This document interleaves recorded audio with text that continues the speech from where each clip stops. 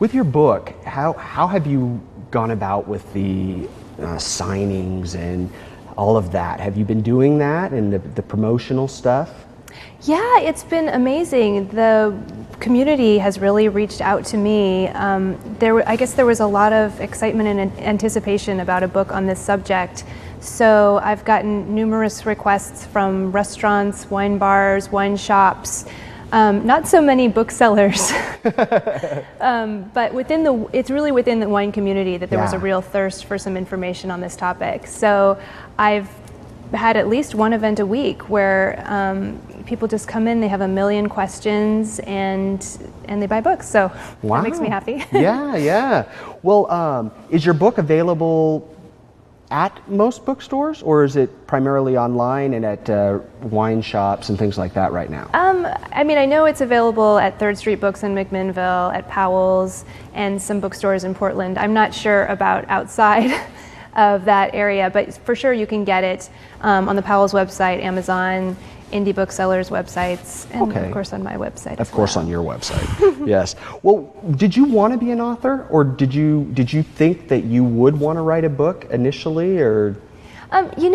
Yes, because I love writing for newspapers and magazines. I love having those weekly deadlines and those monthly deadlines. You like that? Oh yeah, it's fun, but it's kind of like sprinting versus going for a long run. Sometimes you just need to stretch your legs, and sitting down for a year and writing a book and writing these long chapters, it kind of satisfied another side of me, and it allowed me to be a little more creative with my writing because I didn't have to fit it into a certain column size.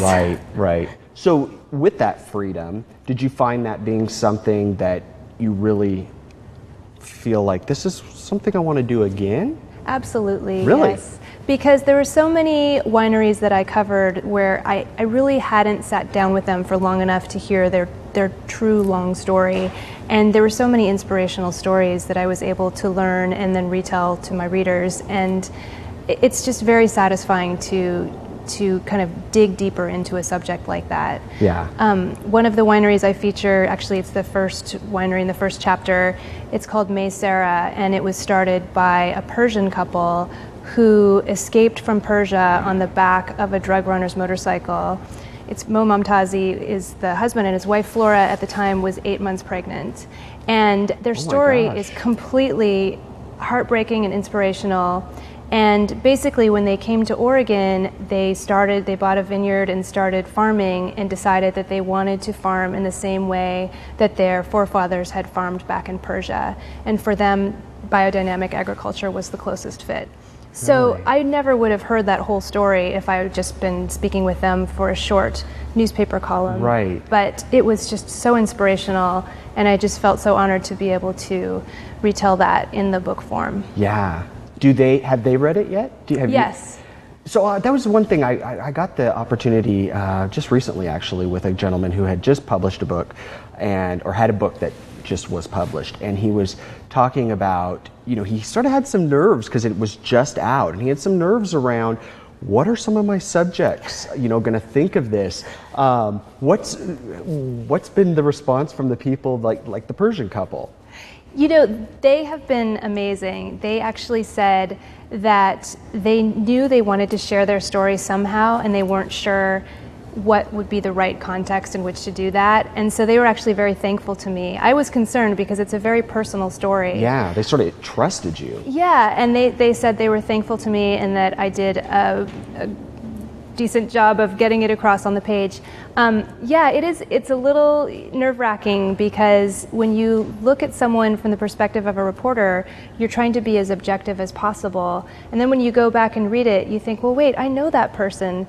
And you are concerned that they might be offended in some way. There was one winemaker I described as a big burly bear of a guy.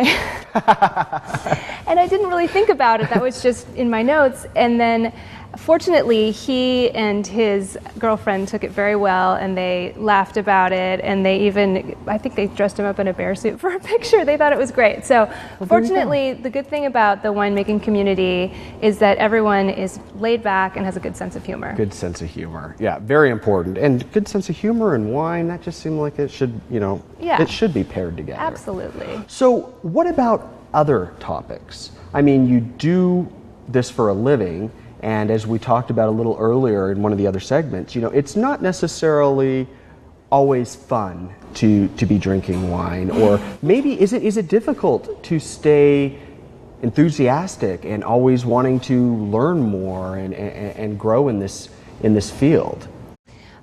It's not difficult because wine is a subject that encompasses every discipline. You can be interested in science, you can be interested in gardening and horticulture, you can be interested in history, geography, and that's kind of what attracted me to it. Is there are a million ways to approach it, and you'll never get bored. You can talk about the science that's going on in the winery. You can talk about the farming practices that are going on in the vineyard. You can talk about the traditions and the wonderful wines that come from other parts of the world. So there's never a dull moment, really. Yeah. And it seems like the readers and people who enjoy wine, even people who don't know much about it, really enjoy that process of learning with you. And people, you know, learning is something that makes people happy.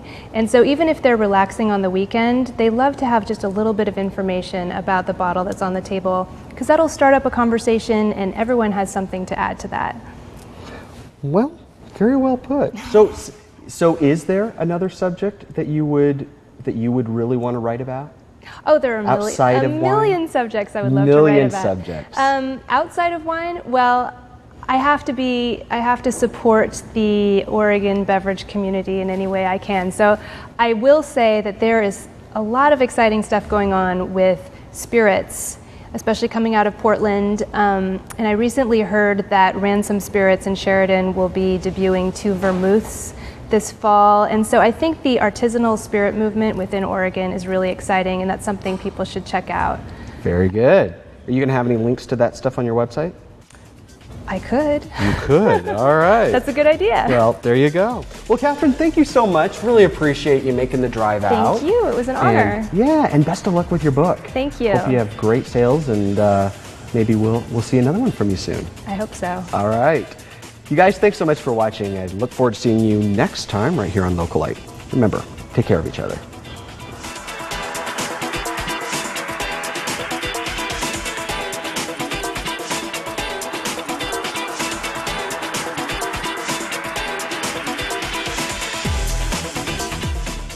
Do you have a guest idea? Let us know. Go to localite.com.